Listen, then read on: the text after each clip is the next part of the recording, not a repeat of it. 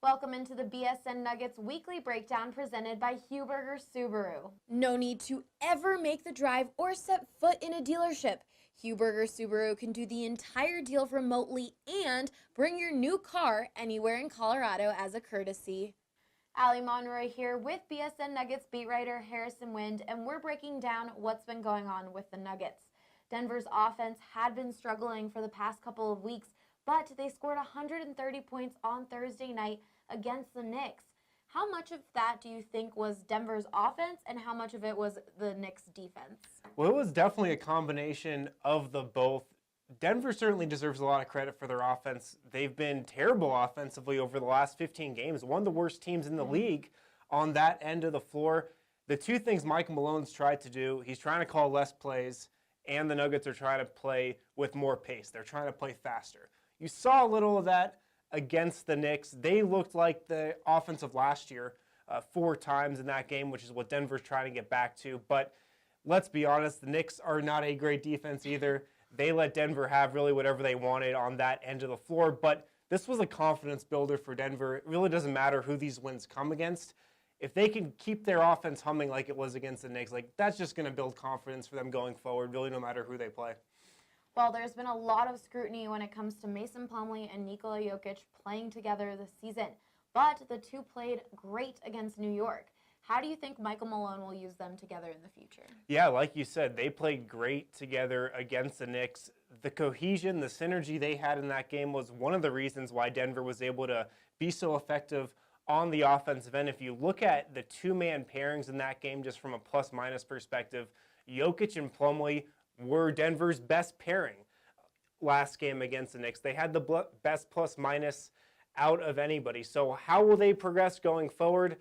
Well, Mike Malone has said a lot of times it's going to come down to matchups. If the Nuggets are going against an opposing team with a really good interior player, somebody who could get Nikola Jokic into foul trouble, they'll probably play Mason Plumlee alongside him. Well, Jamal Murray went for his career high last week and really seems to be coming into his own. What's the next step for him? Yeah, he can really score the ball. He's shown that this season. The next step for him is the same thing it is with a lot of players. It's consistency. Yeah. It's the hardest thing to do in this league, especially for young guys. And Jamal, he's just 20 years old, and he's showing he can score the ball. He's showing the lofty potential that the Nuggets thought he had when they drafted him a couple years ago. But doing that every single night is the next step for him. And that's a lot of times the hardest step for young guys in the league. They play such a tougher schedule in the NBA than they do in college. You play, 30, 35 games maybe in college. 82 at the NBA level, that's a big step up. Practices, every day in between. So it's a grind. It's a big difference. He's getting more adapted to it. But just bringing it every single night, that's the next step for him. The Nuggets will finish their 5-game homestand when they host the Dallas Mavericks on Saturday and the Boston Celtics on Monday.